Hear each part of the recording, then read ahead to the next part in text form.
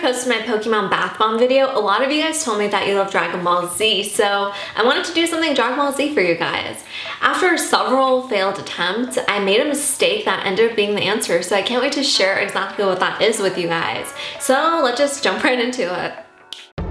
The first item you will need is citric acid. This is a natural preservative found in citrus fruits.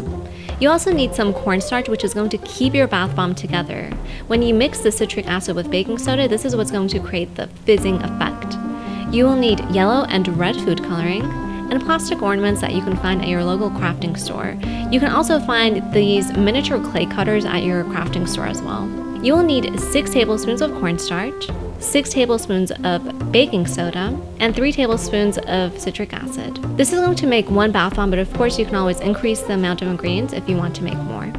Before we get started, I'm going to go ahead and put on some gloves since this is going to get really messy, especially with all of the food coloring. Fill a spray bottle with 2 tablespoons of water, then go ahead and add in some yellow food coloring. Go easy on the food coloring if you don't want to stain your tub, but I'm going to go all out. I'm going to go crazy with it just because it looks prettier.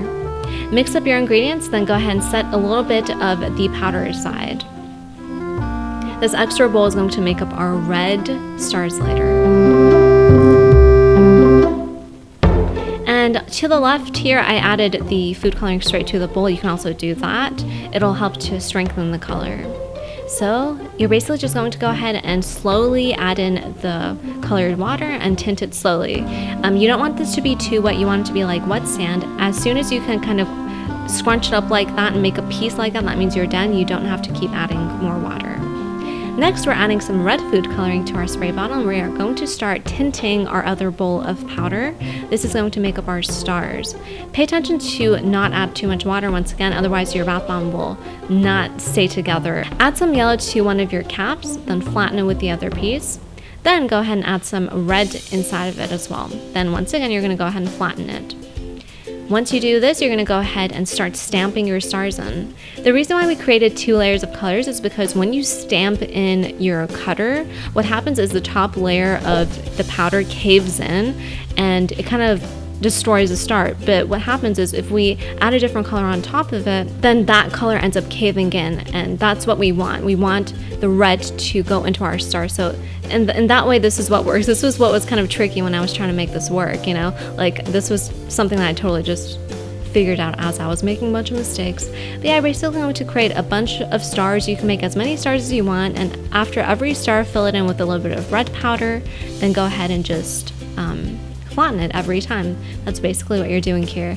And yeah, that's pretty much it. Then you're going to go ahead and fill it in with a bunch of the yellow and fill in the other cap with a bunch of the yellow. Then make sure that there's plenty on top of it before you combine the two so that the 2 pieces have something to hold on to. So there you have it. Now what you can do is freeze this for 30 minutes, remove it from the mold, then let it sit for 1 to 2 days so it completely dries out, and this is what your final product will look like. I hope you guys enjoy, and now we are going to go ahead and test it.